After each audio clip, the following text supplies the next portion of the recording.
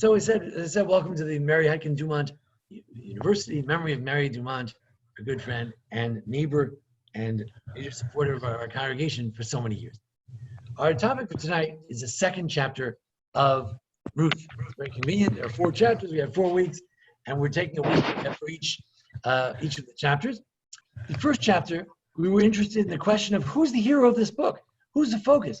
Is it about solving Naomi's problem, that she lost all her family and we want to restore her family? Or is it the book of Ruth, as it's often known, the book of Ruth, that after all, it's all about Ruth, and Ruth is going to get married, and Ruth is going to have children, and Ruth is going to find a mate in life. So maybe it's all about Ruth. That was last week's topic. We'll continue to look at that as we go through this week as well. Then, this week, we're going to look at the question of, is Boaz a great hero or a big loser? Now, is he a great hero, or is he a villain? Is he guilty of negligence in this story? So let's take a look. We're going to come and meet Boaz. We welcome everybody tonight, and we're going to switch to the screen view, and I'm going to share my screen with you, and we'll get started. Okay. So we have here a wonderful text I've prepared for you. It contains the verses of the second chapter of Ruth, plus some questions that I throw in. My studies are mostly from Yael Ziegler, wonderful book on Ruth. She and her husband teach at Mechon Herzog Yeshivat Har Tzion, my yeshiva in Israel, where Rabbi Lichtenstein was, of blessed memory, and his son. Hopefully his son will be speaking to us in a couple of weeks. I also based my ideas on Uriel Simon, a wonderful professor of Bible for many, many decades. God bless him, and gave a wonderful lecture about this as well. And tonight I've also listened to a lecture by Yonatan Grossman, one of the great scholars at Yeshivat Har Tzion, at where Yael Ziegler is.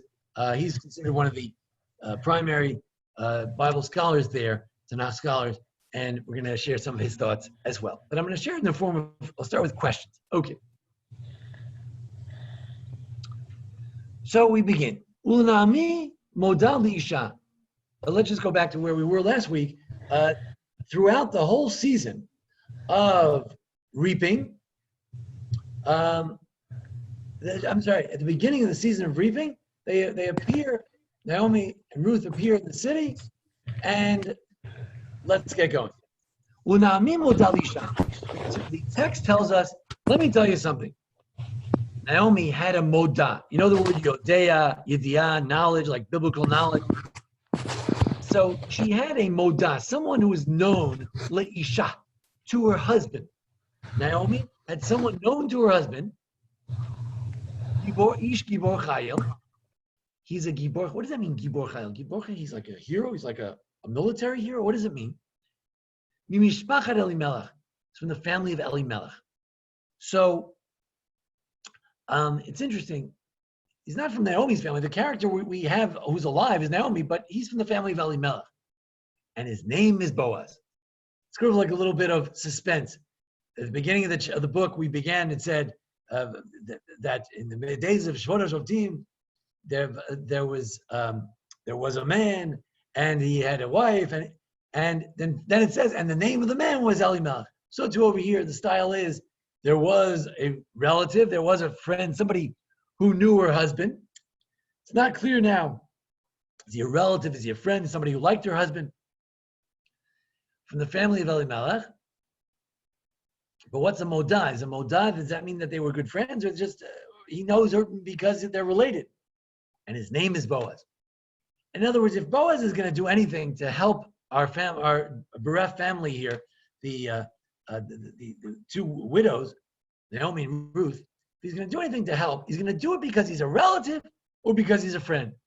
Because he has any respect for Naomi, for Elimelech, what's going on? Now, Yonatan Grossman pointed out an interesting thing. Most of you know the story here. Boaz is going to meet Ruth. Ruth is going to meet Boaz. They're eventually going to get married, going to have a child. Their great-grandchild is going to be David. I'm sorry if I spoiled that for anybody, but I think most people know that. Now, it's one thing that I spoiled it, but why does the text spoil it? Wouldn't it have been fun to read this book the first time, and we would get there and we'd say, there was a man who lived there. Yeah. Don't even tell me about Boaz. And then say that Ruth said she was going to go hunting that day. She goes and she comes back and says, hey, who's the husband? Where'd you go today? She said, oh, some field. What's his name? Boaz. Boaz? He's my relative. But instead, the text tells us now. Why is that? Because you see, we know something else. We not only know this story, we know we're big scholars. We know that if someone dies without a child, and he had a wife, someone in the family should take him in. So if he's a relative, then we expect that he will either provide some food for these hungry ladies and maybe a husband for one of these ladies too. So we expect it. So the whole story begins a certain tension now that we as readers know something that Ruth doesn't know. And we're expecting, all right, get to the point already. Where's the romance? Where's the beef? Where's the good part? So it creates this big expectation. Now let's look at these questions. Moda, is a kinsman or a friend? Gibor Chayil. Notice the English says kinsman. It's not clear. Gibor Chayil could mean three things. He's rich. Well, if he's rich, he can do what? Well, if he's rich, he can afford to get married. Well, maybe before we get married, but before we get to that, don't rush the story. What else can he do? What other problem do we have here? They just arrived in town, two ladies, no land, right? What do they need first and foremost? Food. Place to stay. Food, place, lodging. So he's rich, so he could help them. Man of progeny could mean Gibor Chayil. In certain cultures, if you have 10 children, then you're serious. Like Jacob had 12 children. Don't think that was like small thing. That means he had a chamula, he had a family, he was a chieftain, he had a lot of kids. So maybe it means he had a lot of children. That also gives us hope that what? Well, if he's got that many kids, you hope he's successful at providing for his kids, so he's successful at providing in general. Okay, good. What else? If he's already had kids, he might have more. Right. Okay. And there's a third interpretation. I thank Tani for this, my son. Quote the Ramban on Parshat Yitro says that a Gibor Chayil, and it relates to an Eshet Chayil. Every Friday night we say there's an Eshet Chayil, right? A woman of valor. What does valor mean? What does that mean? What is a Chayil? What quality are we talking about? Organization. There are women like Bluma who can organize people, who can be community organizers, who can get things done, who can organize a lot of people, who can be in charge of a lot of people. That's a Gibor Chayil. He's someone who can organize, a leader. Now we know that this book, one of the purposes, we have to decide what the purpose of the book is. That's our final lesson. One purpose could be to set up the leadership of the future, set up David, the mother of David. That's what this book is about, the father and mother of David, the grandmother, great-grandmother. David's a leader. So we want a Gibor Chayil, someone's a leader. What does the Hebrew word Boaz mean? Doesn't mean anything. What Hebrew word is contained inside Boaz? Az, Oz. Hashem Oz Lamoitin. God will bless his people with strength. A strong man. So there's every hope. He's a good guy to take someone under his wings. He's strong. He's a Hulk. He's a man, right? If he's related, then what's the question? If he's related, then we start thinking what? There are two things we start thinking. Maybe not everyone's aware of this. We'll get to it a little bit later. There are two laws of what a relative might do for two widows who showed up in town. Anybody want to take a stab at it? There are two laws in the Torah that might be relevant to two widows who just came to town with nothing. One of them is levirate marriage. Good. What is levirate marriage? Where he might be in line to be required to marry one of them. The only thing is that levirate marriage, that's a good approximation of the truth, but not exactly the truth. Because levirate marriage is usually who? Who has to marry the widow? A brother. The brother of the deceased. But not the third cousin. We don't know what kind of cousin this guy is. We never find out. We don't know how close they are. So his third cousin, he has to marry her. Who says? There's another law, though. Just think about it logically. If inheritance, correct. It's in this week's parsha, very fortuitous. In this week's parsha, it says, we'll see it later, your relative commits the ultimate sin, economic crime of the ancient times, which is what? Sell your land, right? He becomes ownerless, landless, he becomes sort of second-class citizen. If that happens to your brother, what do you do for him? You redeem it and buy it back. You buy it back for him. So being a relative has these two elements. But the question is he also a friend? And if he is a friend, and here we start getting to the villain part, if he's not only a relative, but a friend, where was he until now? The girls have to go to his field like paupers to get a handout. Everybody knows they came back to town. It's a small town. I mean, someone comes to the Jewish community in Memphis, right away, every rabbi in town knows who's in town. Every person will tell you what their first cousin is, right? It's a hick town. It's Bethlehem. And I've been there many times. It's not a big place. I'm sure then it was bigger, but it's not a big deal. So they all know. The whole city came to see them. Where has he been? So that's our big question. And that's the question: is he a villain? And as villain as a friend, villain as a relative. Moving along.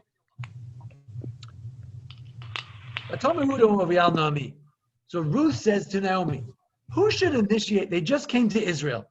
Who should figure out how to find the food?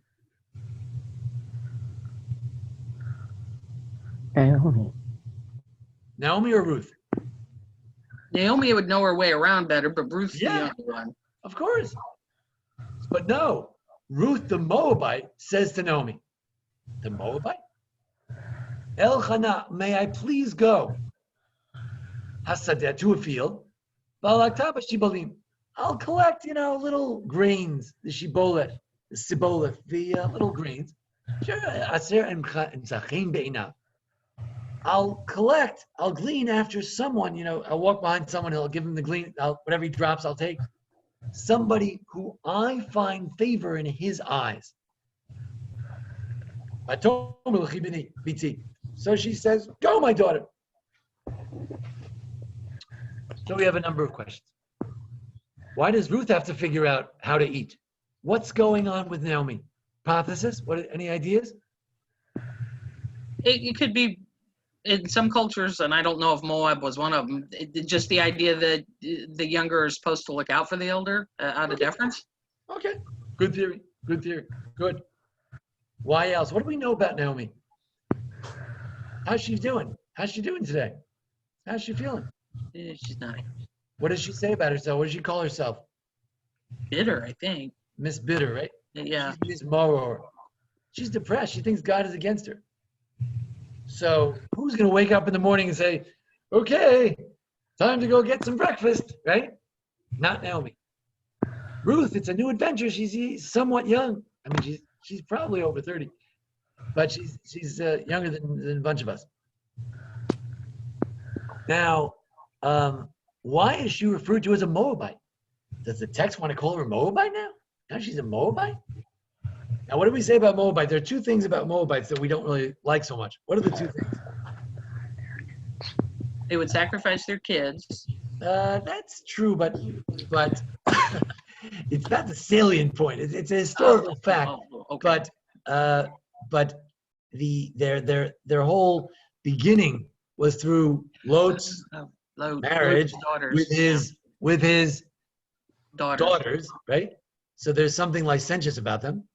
And also, Lot moved to Sodom, so they may not be so blank. And also, when the Jews were passing through the desert, they asked for water and bread, and what did they do?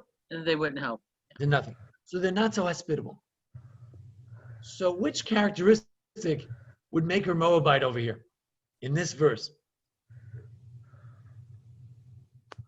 Lascivious. Lascivious, why? She's a woman and she would be perceived as that. And she's going out, maybe, right? But she's starving, so we can't blame her. And there is such a thing as collecting sheaves and collecting grain. But she says, I want to collect after whom? Someone who shows kindness. Someone who likes me. Imtzachein is an expression. Yes, that's a literal translation. I will find kindness in his eyes. It means someone who likes me. In Hebrew, love is ahava. That's for boyfriends and girlfriends and for parents and children. And imtzachein means somebody who likes you. So she wants to find someone who likes her. So it could be interpreted as a Moabite type activity. Like, hey, let me be a little crass about it. Let me go sell myself for some bread. Okay? Yeah. All right. Moving along. Why doesn't Naomi go out? Why not? Maybe the younger should do it. What else? Why would Naomi? We said she might be depressed. What else? She could also be embarrassed because she left under less than auspicious circumstances, and now she's back, and everybody knows what happened by now. Right. She was very pleasant. She was perhaps wealthy. There's an assumption she was important. And now she's a pauper, could be very embarrassing. The other one is a Gentile woman, knows everybody knows her, so it's fine. Is she expecting the laws of drop crops or charity? What do you think? Charity. How do you know that? Because Ruth doesn't know that, and she didn't tell her what the dropped crops. Okay, good. He was So hoping. how is Ruth supposed to know the laws? She doesn't know the laws.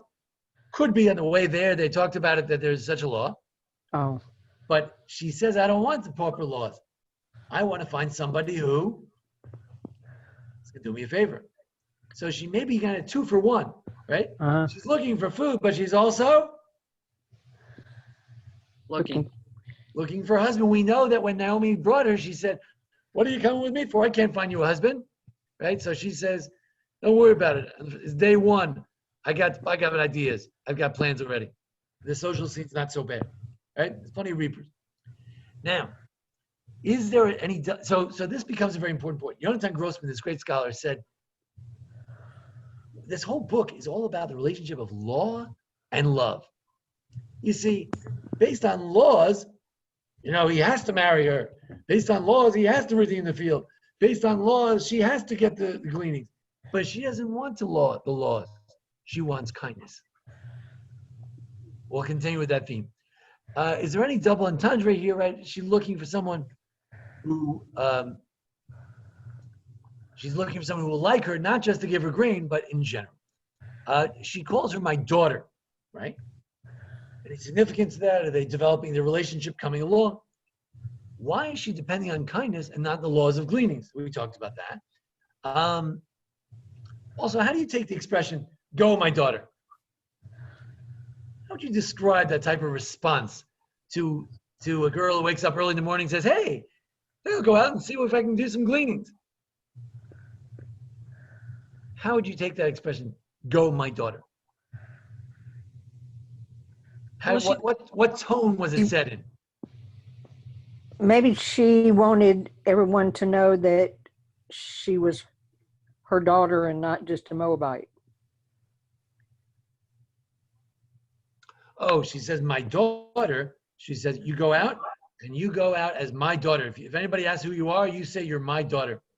Something like, is that what you mean? Yes. Good. Elaine Leverett. Yes. What else? How would you take it? Do you think she said, l'chibiti? L'chibiti. L'chibiti. What do you think she said? Go, my daughter. What? It could also be a reminder of behave as if befitting like you're my daughter, even though you're my daughter-in-law, but you know what the standards are. Good. It's tricky because this is a It would woman. I'm sorry. Yeah.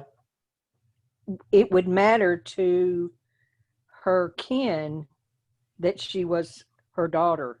Mm-hmm. That she Yes. should be known as her daughter. Good. We're reading a lot into that, BT. Could be that she's telling her to go out as her daughter. It's good. Act like her daughter. It's all good. Another suggestion is, whatever. I'm depressed. I can't think about it. I can't get myself together.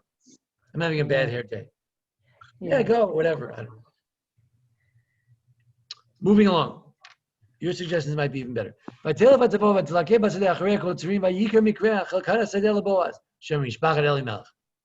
She went and she came. She went with her feet. Vatavo, she arrived. She went and she arrived? What does that indicate? And she collected in the field. After the reapers, she walked behind them because she'd get the gleanings. She chanced upon a chance. The part of the field that was for Boaz. We told you at the beginning, that's the family of Elimelech. So she found mishpacha. She found family. Right now it gets strange. Why didn't Naomi tell her to go to family? Well, that could go back to Naomi might not be functioning great, or she might be embarrassed about all this, or she might think she might not be received because of why they left. Right. They might be mad at me. I don't want to go see them. They're not happy why we left. We got into a fight. Yeah. The indication last week was that the community rejected them. They came back and they said, "Huh? Is that you? You don't look too good. You don't look like you used to." That was how they welcomed. They didn't even acknowledge that she had a daughter-in-law. She said she was bitter and nobody said anything. Nobody welcomed her in. She got no hospitality at all. This is more like Sodom. This is like we mentioned last week. It's not like it's the people of kindness acting like Sodom. The people of Sodom acting kind. It's an upside down, topsy-turvy kind of a thing. So one rabbi said that what we have here is a marriage of kindness and heroism. Moab was very fierce and they were heroic, and Israel was very kind, and we're trying to marry the two together so you could have David, who's a poet and a king. Anyway, but there's also these opposites. So the question is, did she go to one place? It says she went and she came. It could be she went this way and that way.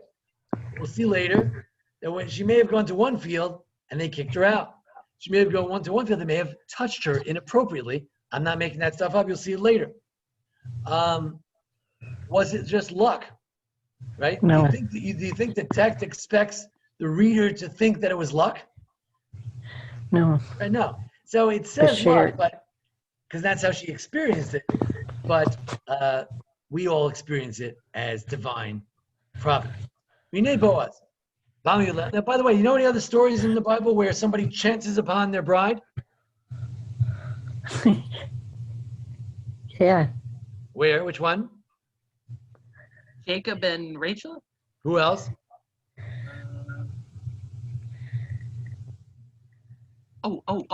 Isaac. Yeah. Not Isaac, but you got you're warm. Isaac didn't go to find the bride. Who did? Oh, his Abraham's servant. The servant went to find a bride, and all of a sudden he meets somebody from the family, and she's also very nice, and she's very kind. She gives water. Okay. So there's a lot of parallel there. It's in the back here. We'll keep that in mind. There's something called intertextuality, where you read one text, and the other text is ringing in your ear from before. There are a number of texts that are ringing here. We've got the redemption of land. We've got the Levirate marriage. We've got Eliezer. We've got a lot going on. Moving along.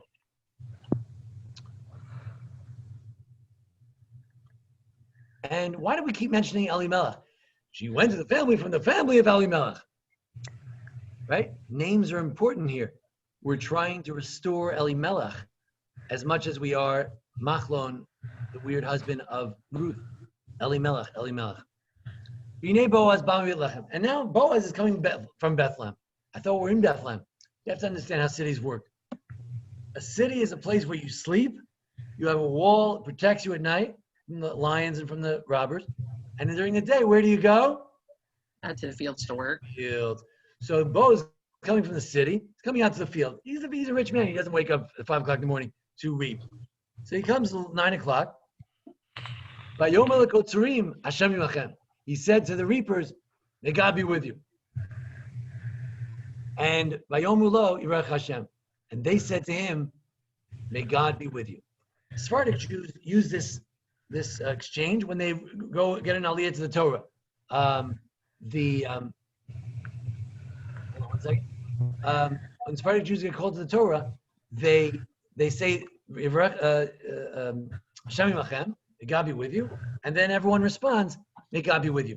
But the rabbis say that this was a new thing that Boaz started. Boaz and his court, they started a new thing. Everyone should greet each other. Wouldn't that be wonderful? If I was ever prime minister of Israel, that would be my first institution. Everybody has to say hello. And they have to bless each other in the name of God. And you say to yourself, what a guy. What a guy. He makes his debut in the stage. And there he comes. Da da da da da. There's Boaz. He's the rich guy. He's in charge. They're all reaping, sweating away. And he's coming from Bethlehem, just having had breakfast and coffee. And he says, may God bless you. And they say, bless you, God. God bless you. Oh, he's so righteous. I'm so impressed. What a holy man. What do we know about his relatives? Where have they been sleeping? In the fields. Probably. The holy Boaz, with all his names of God on his lips, he's got relatives sleeping in the field. So it's strange. Hero or villain? Hero or villain? He mentions God's name. Is Boaz a religious man? If he is, why are his cousins sleeping in the field? The rabbis say he started the idea of greeting each other with God's name. Why was he the one? What was he trying to accomplish? What was the problem in the days of the judges? What was the problem? Everybody wasn't treating each other nice. There was a lot of lashon hara. Everybody, was just laws out all the time. Worse than that, there was a civil war that almost destroyed the whole tribe of Benjamin. Uh-huh. All the different leaders, Samson and this one, Deborah, they didn't unite all the tribes. There was total disunity between the tribes. So here's a man who comes and is a little bit of glue. He says, why don't you say hello to your fellow Jew when you wake up in the morning? So some kind of glue. And this may relate to what we're going to see about Boaz, about connecting, making connections. So Boaz says to the guy who's in charge of the reapers. Now, I didn't know, until I did this study, I didn't realize that there's a lot of thought that commentators have put into, modern commentators, have put into the question, what is the nature of this guy who's in charge of the reaping? What is his attitude, and what and whom does it reflect? So let's pay careful attention to this, extra in the show. He doesn't have a name. He's just the nar, the boy, the lad, that maybe slave. He's in charge of the reapers. So he says to him, Lamia narazot. To whom is this girl? Is this lad a good guy? What is Boaz asking? Does he ask after every girl? Boaz looking to pick up the girls? He wants to know, who's this girl? Who's that girl? What's going on? Why? What are the two possibilities as to why the head of the business would ask, who is that girl? Well, one, she could just stand out as a Moabite, and he's like, what's she doing here? Right. He might be happy about that. Although we said before that everybody noticed when they came home. Yeah. But in which case, he's thinking, oh, she looks like a Moabite. Who is she? He's expecting what? What is he expecting him to say? That it's Naomi's daughter or daughter-in-law. Yeah, he's fishing for an answer that he knows. Good. Why else would a boss or a chief, the head manager, the owner, come and ask about someone who's in the field gleaning?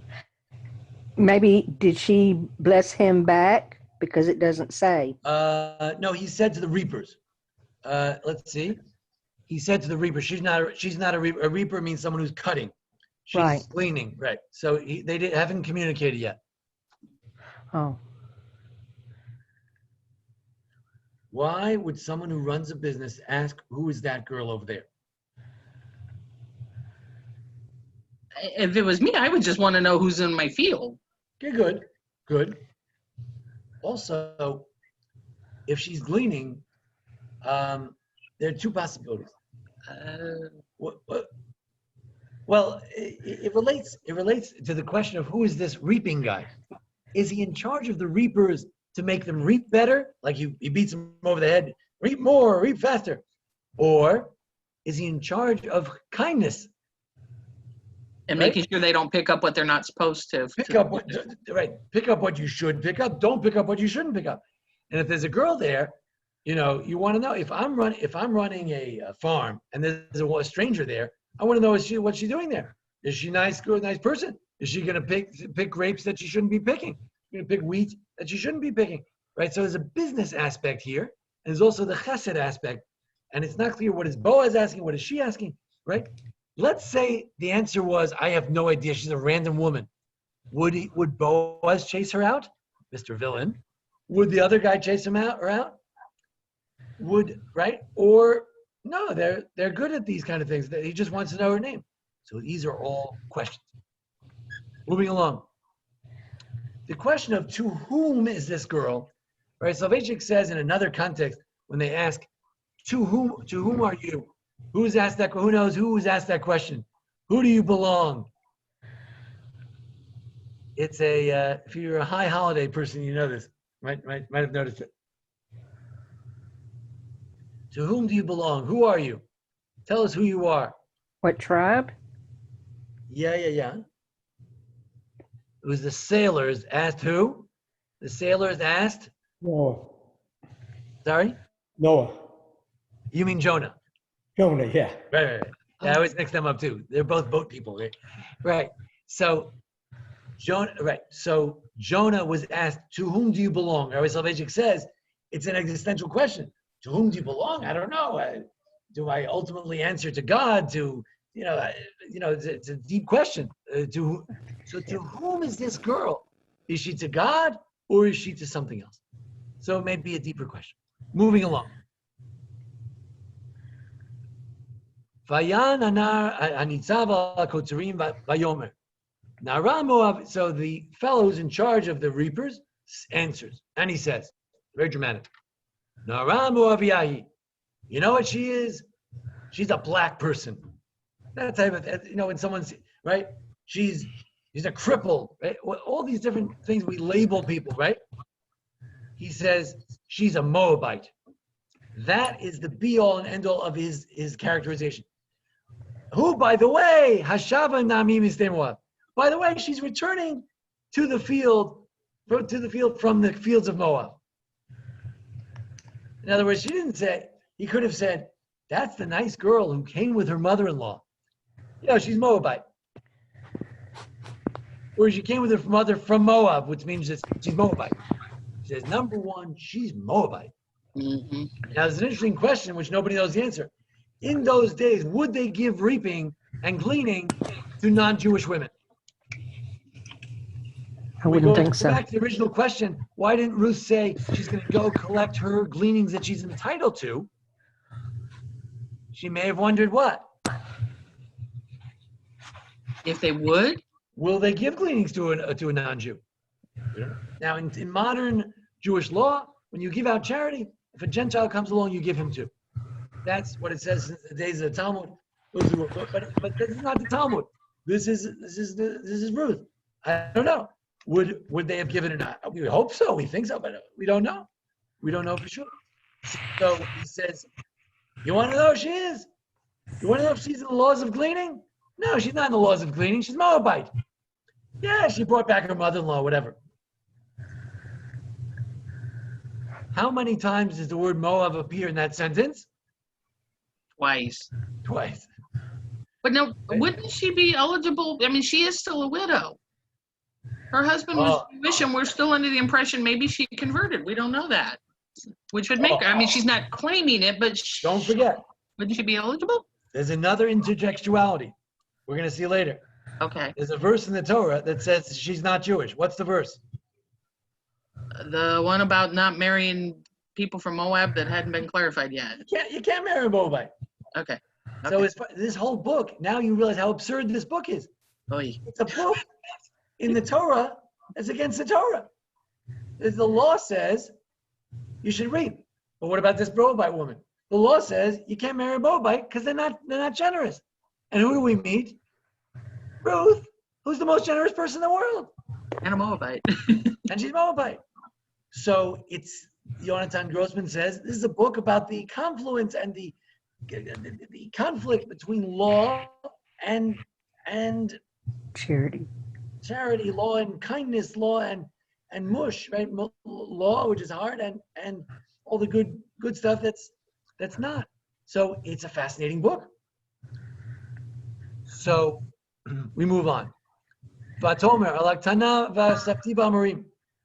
And now this wise guy, the chief reaper, he thinks he's a big Kanaka, he's a big manager. So he adds some additional comments. He imagines what she's thinking in her mind. He never heard her talk. I don't know if he ever heard her say this, but he's thinking what she's thinking.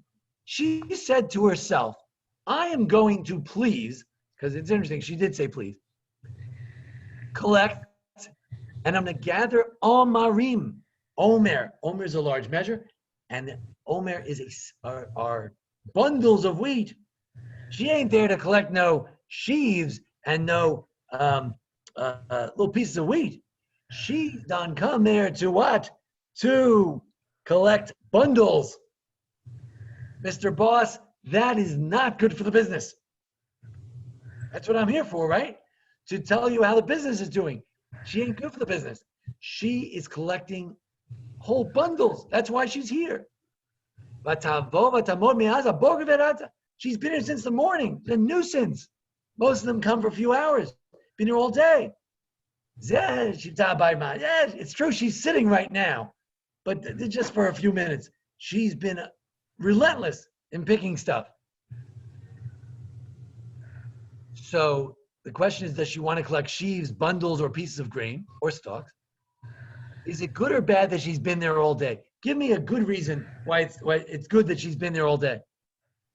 She's a hard worker. Good. So this very fact that she's there all day, how do you take it, right? And maybe she's just hungry. You know why she's there all day? She has nothing. If she doesn't bring back a good amount, they're going to starve to death. She has to get some for tomorrow too. Yeah.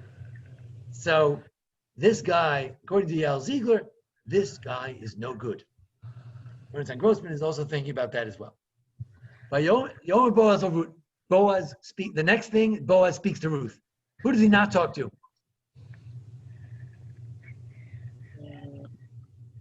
What should happen next? The chief reaper said that she's Moabite and she's collecting too much. Whom should Boaz respond to? Him. To him. But he's such a nothing, and his values are so bad that he doesn't respond to him at all. He got his information. She's Naomi's daughter-in-law. Vayomer Boaz el Ruth.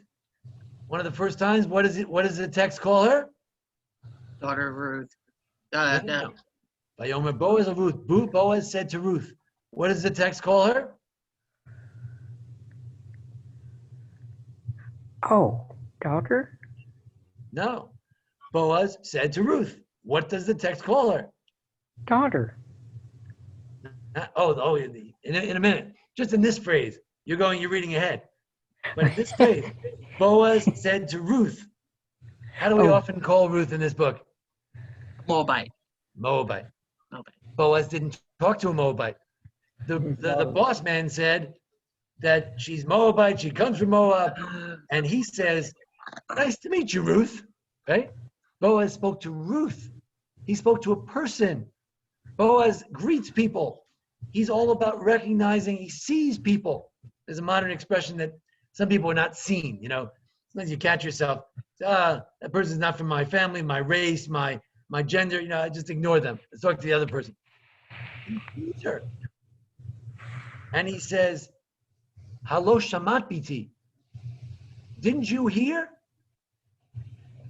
Now, he translates, listen to me. To me, it sounds like he said, didn't you hear? You already know this. But I don't know if it's been said yet. I hope you did. I hope you heard this already. You listen to me now. Don't go to another field. Right? Naomi said to her, get lost, go away. And Boaz says, don't leave.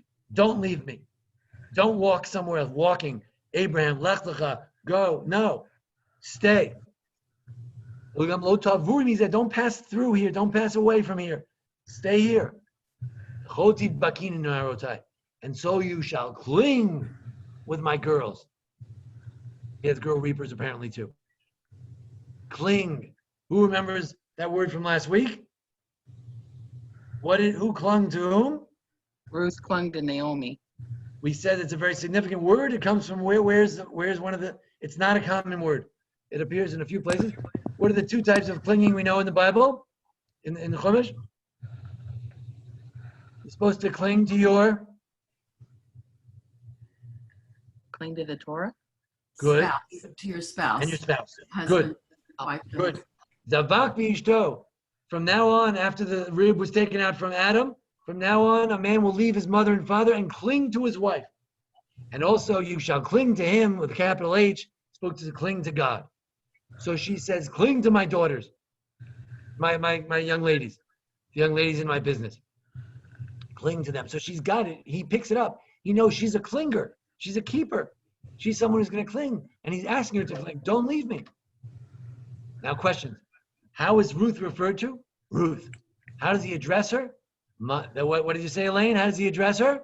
My daughter. Correct. Or listen to me, daughter. And it's exactly what her mother-in-law calls her. How are the words the mirror of some other messages? It's the opposite of the other people. When the people of the town saw them, what did they say to them? They said, is that Naomi? And what about Ruth? What about Ruth? They didn't even bring her up. Right? Think of any kind of racial epitaph or something, epithet. And that's what they probably said about the other person. He's nothing. You know, maybe a guy, you know. She's not one of us. She's not, I'm not interested in her. Yeah. They didn't even notice her. Why did he call her daughter? He addresses her and he says, stay here and cling to my daughter. Yes. Elaine? Why did he call her daughter? Excellent question.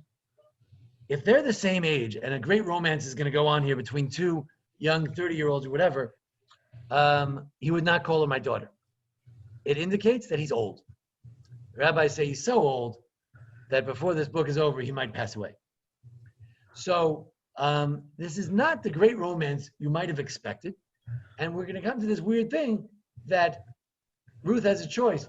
She can marry this relative who's very significant in the family. It's, you know, he'll build the family tree very well. Or a lot of reapers in the field. They got young, solid bodies. Maybe they're even reaping with their shirts off, you know? And she has to decide, where should she go? She could, you know, live like a farmer with one of the reapers.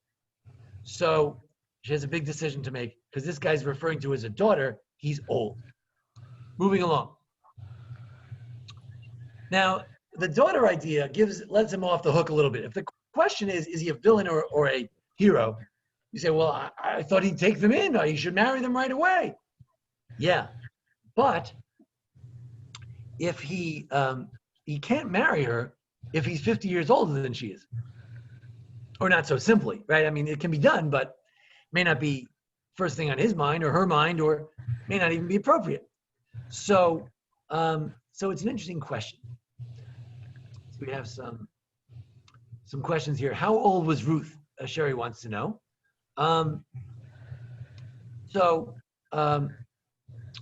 Let's see. Yeah, Elaine, I'm just going to mute you because there's a little shushing sound coming. So I'm going to mute you. But whenever you have a comment, please unmute yourself, okay? Okay. Great. How old was Ruth? I don't know, but she stayed for 10 years. Mute everybody, Rabbi. It's very hard to hear when everybody's not muted. Thanks. I'm sorry. I'd rather have class participation, but if you'd like to mute yourself, you're welcome to mute yourself. But we just can't hear. And you know, when people aren't muted, they can unmute when they want to speak. You know what I'm saying? It's the static. Yeah. Well, okay. Well, there are very few people who are not muted, but anyway, but please feel free to participate. Okay. So, how old was she? We know that she was married for 10 years. So maybe she married at 15, she's 25. Maybe she married at 18, she's 28. Maybe she married at 20 and she's 30, something like that. Moving along.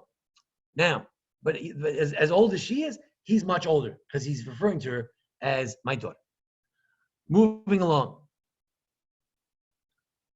he goes on. He makes a long speech. In biblical terms, you speak 1 or 2 verses, 3 verses, you're a very long speech.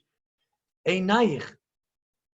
He says, oh yes, we did. He says, so the people are very mean to them, but he is very kind to them. How is the word clinging important? We mentioned. How does he say to stay with the girl? Why does he say stay with the girls and not the boys? He knows that if she stays with the boys, she's going to marry them. And if he stays with the girls, maybe he could marry her. And here we have the first hope of a shidduch. Moving along. Now, Einayich, your eyes. He says, your eyes should be on the field. You got to look carefully, when every time they drop something. You walk after them. I commanded the boys, don't touch her. In other words, it was very common in those days that when poor people came to collect wheat, what did the boys do? Get a little grab handy, little, Correct. inappropriate. Right. Bitsamit, if you're thirsty, go to the vessels over there where they have the water. You can drink where the boys drink. Now, not everything is double gender, right? I guess that's where, everybody drinks there. You can drink where the boys drink. So there's no problem. It's very hot in Israel. It's the summer. It's Nisan. It's Iyar. It's around this time of year. In Israel, in Memphis, it can be very hot. You're out in the field, it's 70, 80 degrees. You're boiling. So she said, you can have as much water as you want. Nobody can molest you. Nobody can touch you. Now, so you could say, wow, what a guy. She can drink anything she wants. He can walk as much as he wants behind these boys. Thank you very much. Now, how was she treated until now? She didn't exist at all. So that's great. How are others treated? Apparently very poorly. This is not the Israel we dreamt of. This is an Israel where reapers, women, widows, and orphans get molested. And what is he failing to say? He's willing to give her as much gleanings as possible. She can have water. But where's the villain part? He didn't provide her a place to stay? Yeah, where's the lodging? Where's the largesse? What gleaning? She has to collect her own food. Give her some food. Say, look, I'll send a boy every day to your house and to your field, and you can have as much wheat as you want. What's going on here? This is kindness. This is legalism. This is, well, the law says you can glean, so by all means, since you're related to me anyway, you can glean. Now, she's no dummy. If you want to flirt with someone, you don't say, well, that's some welcome, that's somehow to do, So she says, oh, that's wonderful. She falls on her face. She may feel that way too. She feels like a nothing. And here's this rich guy, and he's noticing her. He's talking to her.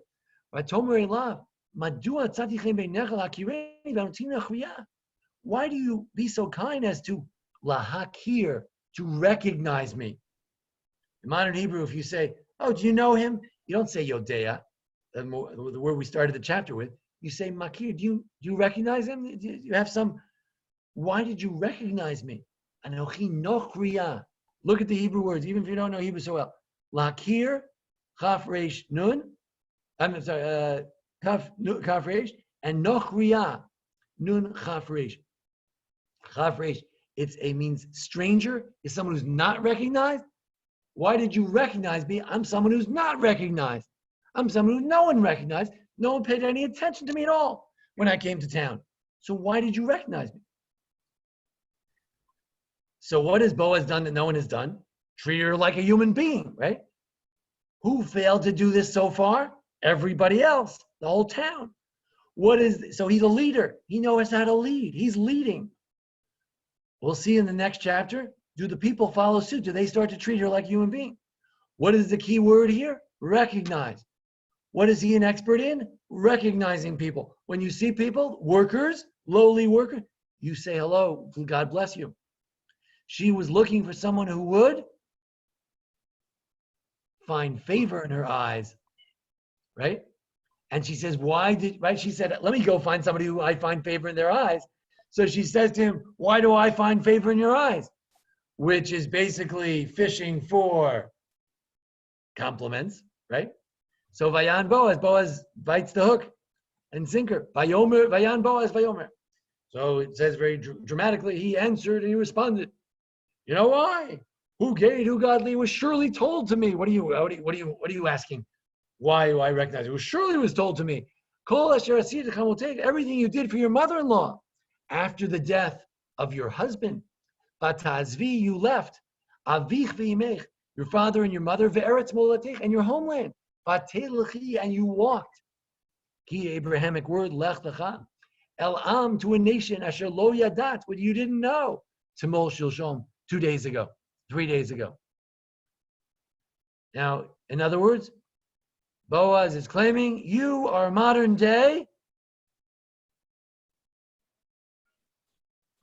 Who?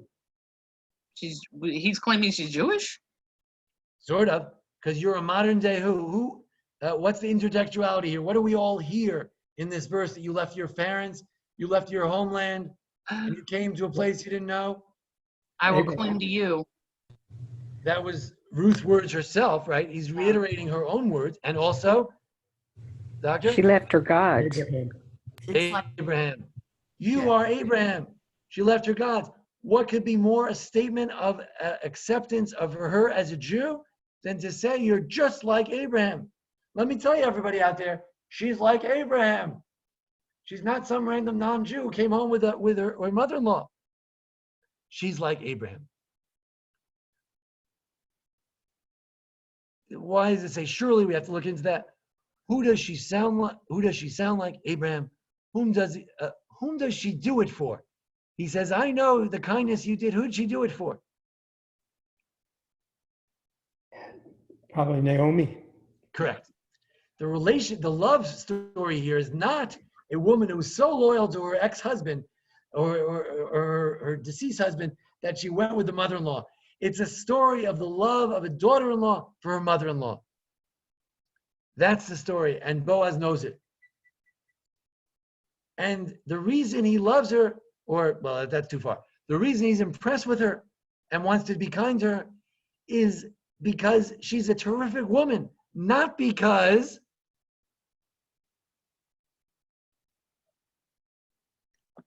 Not because she's not because she's entitled to the right to glean or a widow. title, not law, right? And what else not? Not romantic attraction at that point, perhaps. Okay. It's also not romantic attraction. Right. We're wondering as readers, we say, well, he's saying some compliments. Maybe there's something going on. But yeah, it could be that he's saying it's a theological thing. It's not about love. Good. And what else? You might have thought their relationship was based on, she's related to Naomi. So in other words, it's based on Family. family tree. family. I'm not impressed with you because you're family. Yichus is very nice, but that's not what it's about. You're a nice lady. You're amazing. What you did is amazing. You're a person. I recognize you. Again, he's not falling into all these traps of family, law, this kindness. It's a book about kindness. Again, we're not against law. We're not Protestants. We don't think that law is bad. We love law. That's what it's all about. That's what she's coming to be part of a community where there is law. And thank God we have these laws for the poor people. But there's also something like beyond the law. And it has to be accompanied with a sense of real love, and it has to reflect the values that underlie the law. So moving along. Is he interested in her as family? No. Why not? Because it's not a book about that. And because it could be that he never forgave his old friend and relative for leaving the country and abandoning everybody else while they're starved to death. Yeah. Maybe that's why he's not so interested in feeding her either. Why does the verse linger behind this story?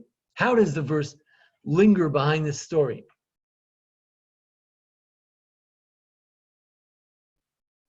But you mean how it's going over again, basically a reminder of what she did? She left her land, she left her people.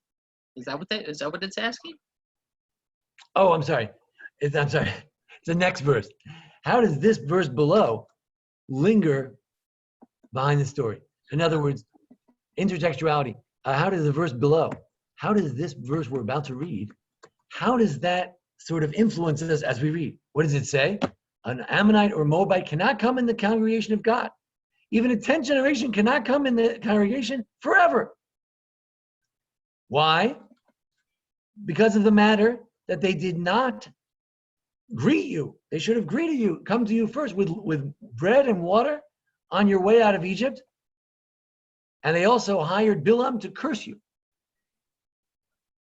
This woman's not cursing the Jews, she's helping her mother-in-law. This woman is loyal to her husband. This woman is not someone who is unkind, she's particularly kind. So the law doesn't apply to her. But again, the more technical, it's not always how we do law. We don't always say, well, the reason it doesn't apply, so the law doesn't apply.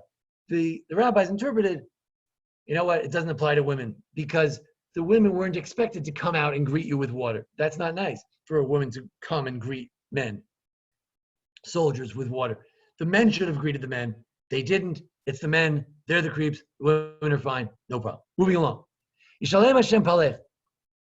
Boaz goes on. This is a very long speech. He's a man of words. And so beautiful. And my theory is that anybody who speaks a lot in Tanakh is a big phony. We don't give lines to people. How many times in Chumash does Moses say more than like one sentence? Jacob, Abraham, they do not speak in law. The Torah, the Talmud are not into excursive writing. We don't write essays. People say things in one line. Pirkei Avos, ethics, Sifas, one line. You get 3 things to say, that's it. It's the phonies, it's Laban.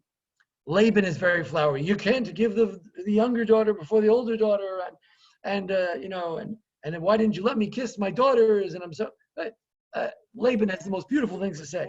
Could they be letting Boaz be a little more flowery because you said this is supposed to be like basically a comparison between love and the law, and love tends to kind of get a little flowery. Oh yeah, it's not the only reason. Absolutely, you could disagree. You could say he's a hero. These are beautiful sayings. He's giving her blessing. But think about it. He says, may God give you a recompense. Oh, he's so godly. He blesses people in the name of God. He blesses the reapers. He blesses her. And let your recompense be complete. Shlema, which sounds like Shlomo, which reminds us of her great-great-grandson, Shlomo, from the God of Israel, who you've come under her wings. Here he recognizes that she is not simply with her mother-in-law. She's coming under the wings of God, i.e., what has she done? If you came under the wings of God, what are you? A convert. Convert. In modern Hebrew, in the laws of hold 1 second. In the laws of the Rambam, when he describes conversion, he says those who want to come under the divine wings. Charlie,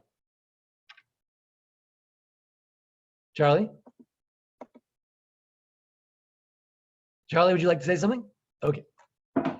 Anyway, so she will be the mother of Shlomo, and his name is hinted here in this sentence, Shlema. Who is supposed to help her? Oh yes, Charlie. I just wanted to say that she's converted. You know, it's if she hasn't gone to she's Jewish. She's Jewish. She just declared herself Jewish and said, or Hebrew, right. or whatever. It could be that. It could be. I mean, we assume they all convert the same way, but in some ways, the essence of conversion is doing what Abraham did. You have to be kind like Abraham, because that's the essence of Judaism. The Rambam says, if you're not kind, maybe you're not Jewish. Again, it doesn't mean every non-Jew is not kind, but it means that every Jew is kind. And essence of Judaism is to recapitulate the Abrahamic story, to leave your previous society and come to a new one and embrace the Jewish people. So that's what she did. No question. Now, good. Now, he's good with words. He reminds us of Laban. But if you may not like my theory that if you use too many words, you're a big blowhard. But think about this. He's saying, may God repay you for this wonderful act of coming with your mother-in-law. And I, your wealthy relative, what am I going to do about it to help repay you for the kindness? You can collect with the poor people and you can have some water. And you can sleep in the field. Yeah. Yeah, okay. hero or villain? Not clear. Not clear. The rabbis try to clean it up. They say, you know what? The day that she came to town, Boaz didn't greet them. Why didn't Boaz come? Is he mad at his old friend? What's going on? So they say he just lost his wife. That's why there's no wife here. If he's older, where's his wife? His wife died. When did he die? The day she died, the day that they came to town. It's Midrash. What are the rabbis doing? They're saying, oh, he was busy. And why couldn't he take them in? Because he's a single man. Single men don't take two women in their house, even if they're related. So the rabbis let him off the hook. But I'm not so ready to do that. I wonder whether he could be doing more. The idea that may God give you recompense, it sounds like a typical religious phony. God's going to solve the problem, when actually it's his problem. He's the one who has to solve it. Moving along. Batomer, she says, may I find favor in your eyes? It's a hard expression to translate into English. Does that mean I hope you continue to like me? I don't know. Because you have comforted me. You spoke to my heart. You know, those words really went in my heart. That's what you say when someone comforts you. It's in Isaiah. He says, you know, I really can't even be like one of your maidservants. So the question is, what do you mean? What is this business? She can't be like a maid? What is she saying? So think about it. He said, go with the girls. Who are the girls? His maidservants. So he says, you want me to go with your maidservants? I can't be like one of your maidservants. I'm not worthy of being one of your maidservants. Or false flattery. Oh, you know, he's not proposing anything. But she says, oh, you know, I mean, for me to be like your, you know, concubine or, you know, third wife or, you know, slave, you know, that I wouldn't even think of such a thing. But hint, hint, maybe you could think of it, right? So there may be some suggestion of marriage here, or that he would push her off and say, maidservant, you're not my maidservant. But on the other hand, she's younger, she's weaker, she refers to him as a master. Speaking of the heart of someone means to the heart, is that romantic? Well, Yael Ziegler doesn't think so, but it's possible. What does she want to be? A servant? Is she being shy or forward? Is that shy to suggest that she has a permanent position in his house? Or is it forward? Does she really feel this way? Does she really feel she's not worthy to be one of his servants? Or does she think like, yeah, I want to be one of your spouses? So all this false modesty, oh, how could you do this? I'm just a Gentile. Is that how she feels? The rabbis say that she's the daughter or granddaughter of the Moabite king. She knows what it is to be wealthy. She's not impressed with his farm in Bethlehem necessarily. It could be, but she might not be. So, you know, is it phony on her part? And again, not phony in the nice sense, meaning she's trying to make a living. You know, she's trying to find a husband. So she's being overly gratuitous to him. She's got her and Naomi both to look after, and she's just trying to make this work. Good. So when the time came for the meal, go ahead, go get some bread. They got some vinegar. You dip the bread in the vinegar. Yeah. That'll be a nice lunch for the workers. You can join them. He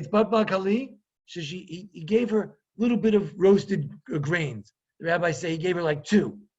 The rabbis say if he realized that there would be a book about him, he would have given her big bundles, but he only gave her 2 grains. But then it says that Batocha she ate and she was satiated and she had leftover, but he only gave her 2 grains. So either it's a miracle or she held back how much she ate so she have leftover for her mother-in-law. But notice, did he give her extra for her mother-in-law? Not really. Uriel Simon, the great professor of Bible in Israel, he says, you know what this is like? It's like a bunch of workers during the break, you know, during the lunch break for 15 minutes, they have some pita with hummus, and he says, you can have some pita and hummus. Are we supposed to be impressed? It's like you're working at Home Depot and there's like a worker's room in the back, and they have like burnt coffee and some popcorn.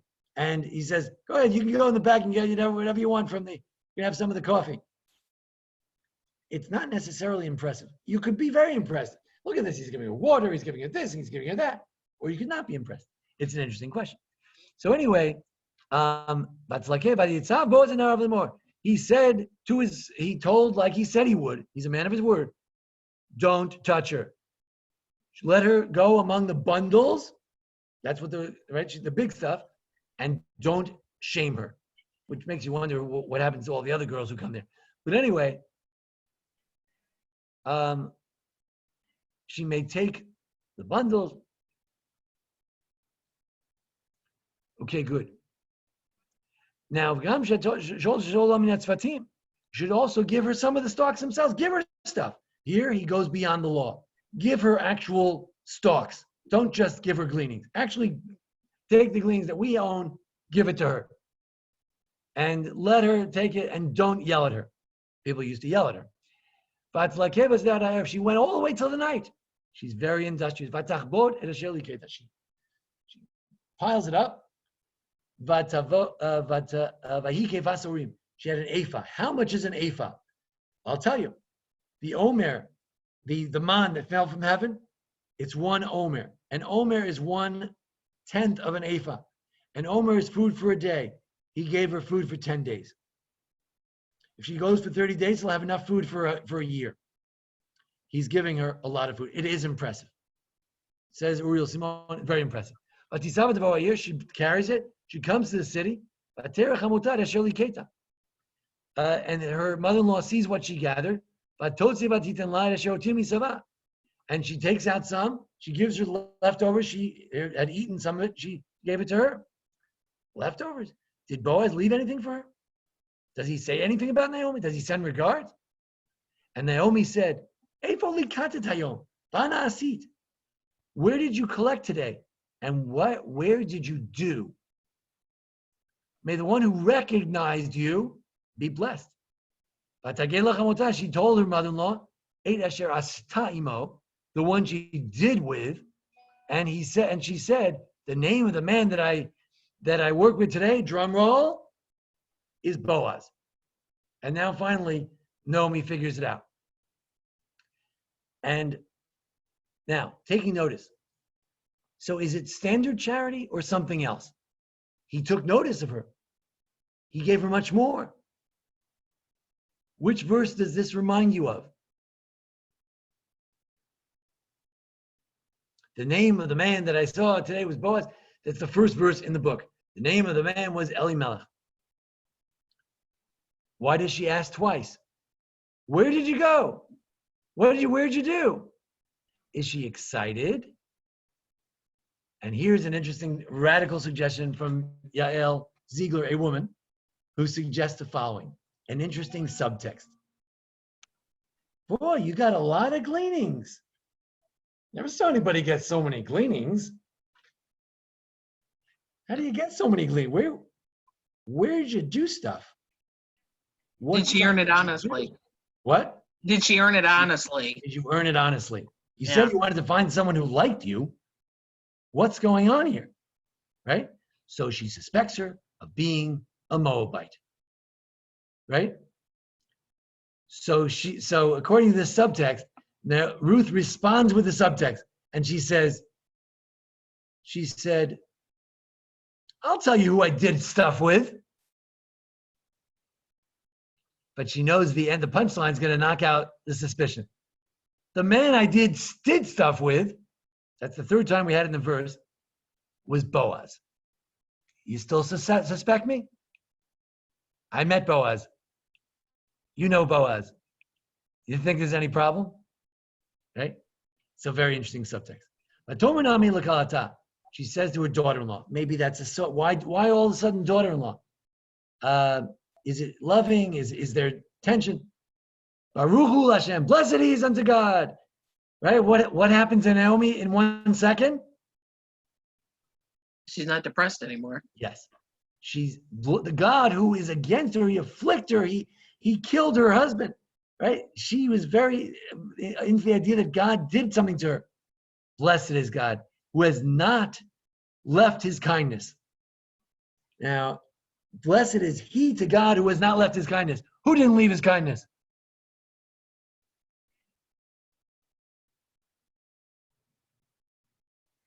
Could God. be God, or it could be Boaz, and it could be both. The whole book is about how God does kindness, but through Boaz. Naomi does kindness through Ruth. He did kindness to the dead and the living. Did kindness to me, true or false? The reason they have so much wheat is because he's doing kindness with the living, me. Is this true? Did Boaz give the food for Naomi? He might have. I We mean, don't he admitted he knew who she was, so he knows Right. he knows Naomi's going to eat it. They never talk to the two characters, never speak in the book except for some legalism at the end. Okay. He's a relative and he's a goel. We go to the verse in our parsha. If your kinsman is in bad straits and he has to sell part of his holding, his nearest redeemer shall come and redeem his kinsman. He is a redeemer. Of course, God is also a redeemer, right? So Boaz and Ruth both did kindness, right? Remember, she says, "Oh, you ladies are so kind," and also these are the exact same words that Eliezer used to say that God did not forget his kindness, and he brought him to the house of Isaac's wife, Rebecca. So there's going to be a shidduch here. It reminds us of the story of that shidduch of Eliezer, and it reminds us of the redemption of land, and all of these texts are ringing in our ears. Hold on a second. So in any event, and also the Levirate marriage is lurking here. If he's a redeemer, maybe he could redeem them in the Levirate marriage sense as well. Ruth the Moabite said, "Oh, she's going back to being Moabite. What's she going to say over here?" Gam ki amar Eli. He said to me, and you know what? He said I can stay with the boys. What is she hoping? Think Moabite. I could stay with all the boys and the reapers, which is not what was told her. She was told to go with the girls, but she didn't get that. She said, "No, I was told to go with the boys." And she's hoping, at this point, her greatest hope is She'll marry one of them. she could marry one of the paupers, Okay. one of the hand boys. Mary. Something, maybe something. Yeah, maybe. Right. We don't know. Or be a very close friend. Right. Well, we don't. Well, it's assumed in those days. I don't know. I don't know. But Vatomer, so there's something Moabite about that. Maybe that's why she gets that. Vatomer Naomi Ruth Kalata. So Ruth says gently to her daughter-in-law, always with hints, never with rebuke. Tov biti, good idea, my daughter. Ki tetziim narotav, that you should go with his girls. Lo yifgu bach b'snei acher, and nobody else should molest you, including the boys that you want to hang out with. Don't forget, Ruth said to Naomi in the last chapter, "Don't offend me." So now Naomi says to Ruth, "Don't go with the people who are going to offend you," which was what I was going to do. Don't do that. So basically, Naomi says to Ruth, "You're dreaming way too low. Shoot high. We got a big hopes over here. You're going to marry Boaz. Don't think about the boys." Tidbak, one more time, clinging. She clung with the Narod Boaz, with the girls, just as she was told. It ends on an unhappy ending. She kept gleaning through the whole season. This season, the barley and the wheat. And she was with her mother-in-law. End of chapter. No romance, no marriage, no proposal. Once again, this great Boaz, supposed to be the great hero, so far, from looking at it from a perspective of shidduchim, right? If you're like one of these shotguns trying to push the shidduch, and you say, "No, did he say something?" The answer so far is no. So we end in suspense. What's going to happen? And next time we're going to find out. Our next question is going to be, do we now launch into romance?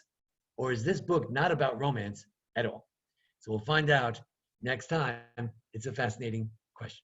Any questions or comments before we finish up? I was gonna say maybe he hasn't quote unquote proposed or anything. Maybe he's taking time to test her character out. Naomi gave her advice: stay with the girls, like, you know, kind of like, I know that's not what Moabites do, but we're not in Moab.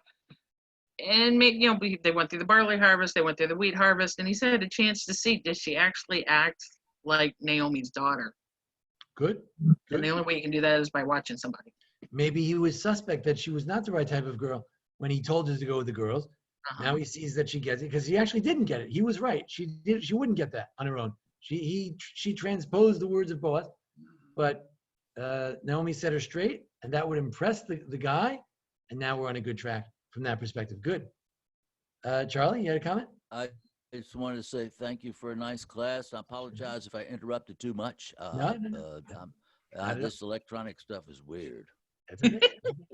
Yeah. I'm listening to 78 RPM records, and thank you, everybody. Have a good post Post-log moment. Yes. And Okay. I'm leaving, and Okay. my regards to everyone. Bye. Thank you. Thank you, Rabbi. Thank you, Rabbi. Thank you. Bye. All right, Ernie, thanks Thank for you, joining us. Rabbi. Thank you very Rabbi. much, Rabbi. Good Thanks, night. Sherry. Thank Good you, night to Phil. everybody. Jane, Thank you. Night.